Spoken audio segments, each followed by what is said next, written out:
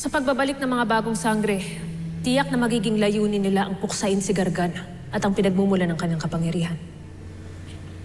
At batid natin na kapag nakuha nilang mga piraso ng brilyante, ay manghihina sila. At maaaring samantalahin ito ng itim na bathala. Kung ganun, tama na ang kinint natin sa kanilang piraso ng mga brilyante. Para mapangalagaan natin ang mga bagong sangre. Kailangan natin maging malakas sa isip at sa gawa. Sapagkat hindi tayo nakatitiyak kung hanggang saan ang magiging saklaw ng itim na brilyante laban sa atin. At maaaring gawin din sa atin ni Gargan ang ginawa niya kay Batalumang Ether. Ang inutusan niya na gumawa ng kasamaan. Hindi. Hindi tayo padadaig.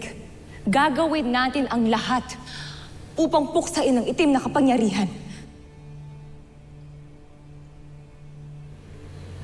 Handa akong ialay ang aking buong lakas. Handa akong ialay ang lahat ng aking kapangyarihan. Mawasak lamang natin ang itim na brilyante.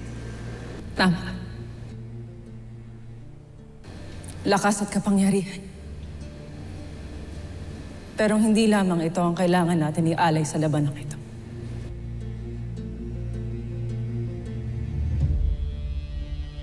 Maging ang ating puso, diwa at kaluluwa, ang kailangan natin ialay para sa mga bagong sangre.